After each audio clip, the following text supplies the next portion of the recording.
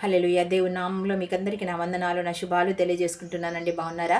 దేవుడు మనల్ని సజీవులుగా ఉంచి మరి యొక్క నూతనకరమైన దినంలో మన జీవితంలో, మన బ్రతుకులో మనకు అనుగ్రహించినందుకు గాను దేవుని నామానికే ఘనత, మహిమ, ప్రభావములు చెల్లించుకుందామండి. అంతేకాకుండా మీరు కూడా నన్ను ఎంతో ప్రేమతో ఆదరిస్తున్నందుకు మీకు కూడా నా నిండు కృతజ్ఞతలండి. ఈరోజు మన వాక్యం ఏంటంటే, మరి ఇర్మియా గ్రంథం 33 అధ్యాయం 3వ వచనం చూసినట్టయితే లేఖన భావకంలో ఈ విధంగా ఉందండి.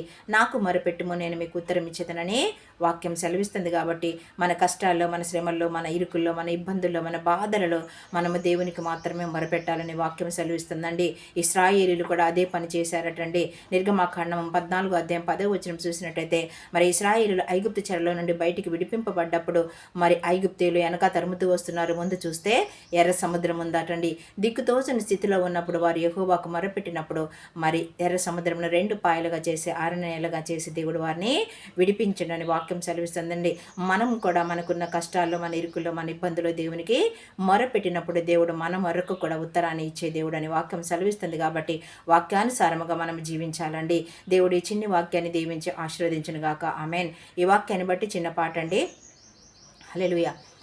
యెహోవా నా మొరలాలించెను, తన మహాదయను నన్ను గణించెను. అహర్నిశల దీనహీనుడగునా దుహాయనెడు ధ్వని గ్రహించి మనిపెను.